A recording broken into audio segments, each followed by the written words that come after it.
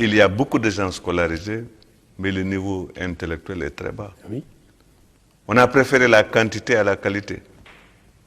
Et je pense que il faut que nous veillons sur le fait que nous devons participer. Mais il faut le contexte. Nos hommes politiques ne financent pas la recherche. Ça ne les intéresse pas du tout. Et en même temps aussi, la production est difficile chez nous. Il est difficile d'être intellectuel chez nous. Pour être intellectuel, il faut être vraiment un marginal. C'est-à-dire un type qui ne vit pas dans la société. Parce que pour être intellectuel, il faut savoir s'isoler.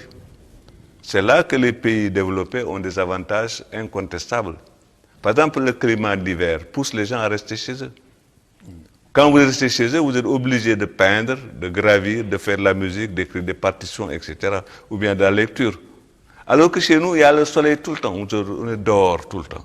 Et on palabre. Il n'y a que les moustiques qui peuvent nous amener encore à nous coucher très tôt. Je pense que j'ai donné plusieurs exemples.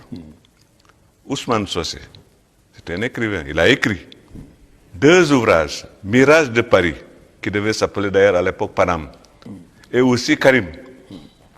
Mais tous ces ouvrages, il les a écrits en France. Quand il est revenu, est-ce qu'il a continué à écrire? Non.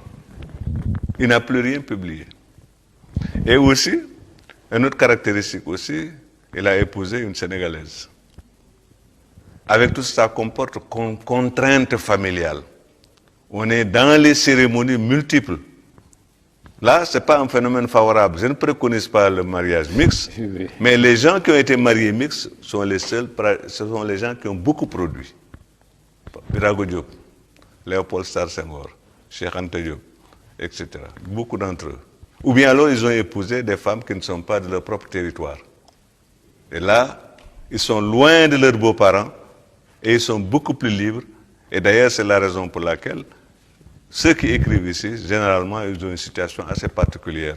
Ou bien alors, vous êtes un marginal que personne ne fréquente. Ça vous donne des coups de France pour pouvoir écrire. Par conséquent, il y a la nécessité d'être à la fois dans la société, mais hors de la société. Et ça, c'est le propre de l'intellectuel. Il faut qu'il prenne des distances par rapport à l'objet de connaissance qu'il veut avoir à propos de sa propre société. Je pense que c'est un exemple que je cite. Je sais qu'il y a beaucoup de femmes qui m'ont attaqué à cause de cela parce que je préconise le mariage mixte. Mais le mariage mixte est un bouclier pour certains. Et non seulement le mariage mixte, mais l'exil géographique. Le fait qu'on soit en France. Oui. Par exemple, si vous restez à Dakar, si vous avez une bourse d'études, du moins les bourses de vacances, là, du moins pour les voyages d'études, si vous allez en France, pendant 1 mois, vous faites le travail de plus de 12 mois ici, à Dakar. Parce que vous ne pouvez pas travailler. Le milieu ne s'y prête pas. Vous commencez à travailler, les gens viennent vous déranger chez eux. Et ils vous considèrent comme un toubab. Hein? Vous êtes là, ils disent oui, ils ne s'occupent même pas de nous quand on vient, ils ne nous parlent pas, il est avec son ordinateur, etc. etc.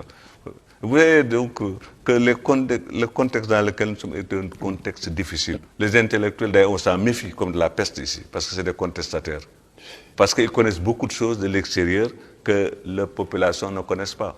Notre population est rivée à la proximité. Le parent d'abord, la première instance dans laquelle on se socialise. Ensuite, les voisins, les villages, etc. Mais l'idée de nation n'existe pas dans nos populations. C'est pourquoi je suis très heureux. À chaque fois qu'un Africain écrit un livre, je le salue comme un événement exceptionnel et fort intéressant. Même si le livre n'est pas bien fait, il vaut mieux produire un livre mal fait que de ne pas en produire du tout. Je crois que nous risquons de laisser les autres générations orphelines. Ils n'ont pas le droit de laisser des orphelins. On doit leur donner un certain viatique qui leur permettra de démarrer à partir de ce que nous connaissons. Oui. Et ça peut constituer pour eux une rampe de lancement pour aller de l'avant. Oui. L'Afrique n'aime pas les critiques, on aime bien les griots. On aime flatter les gens. Vous racontez des tas d'histoires. Si vous dites autre chose, évidemment, vous partez à un marginal par rapport à votre propre société. Ça, je le comprends et je l'accepte d'ailleurs, je l'assume. Ah oui. Je l'assume. Mais il faut critiquer Mais quand on critique, c'est pour voir les défauts et y remédier. Voilà. Ça, c'est source de progrès. Par exemple, moi, je n'ai pas peur d'échouer. L'échec, c'est la mère des succès. Quand vous avez échoué, vous cherchez à savoir pourquoi vous avez échoué, vous essayez de réparer et vous faites des progrès. Oui. On a tendance ici à théoriser avec beaucoup de coquetterie. Ce n'est pas mon domaine. Je ne suis pas fort en mathématiques, je ne suis pas fort en statistiques. Il faut laisser ça aux mathématiciens. Mais ça, je pense que c'est une attitude tout à fait négative. Et ça n'est pas fécondant. C'est-à-dire que vous ne croyez pas à la spécialisation, c'est ça que ça veut dire? On est obligé de se spécialiser, mais c'est à outrance maintenant. Oui. Parce que qu'on le veuille ou non, on gère des hommes dans leur totalité. On ne peut pas s'intéresser, par exemple, à la technique seulement.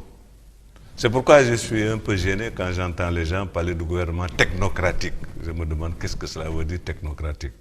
Pas politicien, parce que peut-être. Technocratique, ça veut vous occuper seulement de technique. La technique est au service de quelque chose. Il y a la technique, il y a l'humain. L'homme, de par sa nature, lutte contre la nature pour effectivement la dompter et l'utiliser. La technocratie, ça ne veut pas dire grand-chose. Technocrate de quoi? Dans un domaine, mais dans vous êtes limité. Et je pense que ma génération était à la quête d'un savoir encyclopédique. C'est-à-dire qu'il n'y a pas de barrière entre les sciences, parce que l'homme est une totalité, comme dirait Marcel Mauss. Et d'ailleurs, la grande figure de Cheikh Anta répond à cela.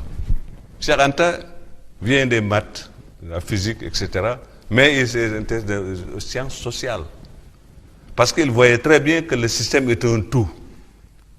Pour le démolir, il faut l'attaquer sur tous les plans. Et il a essayé de le faire, effectivement, dans différents domaines. Un leader politique célèbre, je ne nommerai pas du tout, a dit « Nous aussi, on a le dessert ». Il dit « Qu'est-ce que vous avez comme dessert ?» Il dit « La cola ». Ah oui. La cola est un excitant, ce n'est pas un dessert. Est-ce qu'il est nécessaire même d'avoir un dessert dans la vie?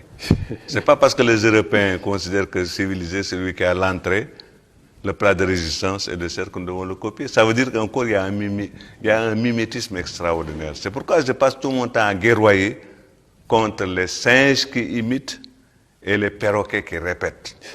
Ils peuplent effectivement nos universités la plupart du temps. Et en même temps aussi, je pense que ça devient un vaste jardin géologique analogue à celui que nous avons à côté. Oui. Mais alors... Il faut partager le savoir. Il ne s'agit pas d'avoir un savoir égoïste, faire un peu comme le charlatan. Nous devons être anti-charlatans de ce point de vue. D'ailleurs, cela est si vrai que le charlatan est un mystificateur dans nos sociétés. Pour dire que le charlatan est efficace, on dirait qu'il ne parle même pas Wolof. Il parle que Socé, Bambara, etc. À beau mentir qui vient de loin, qui est un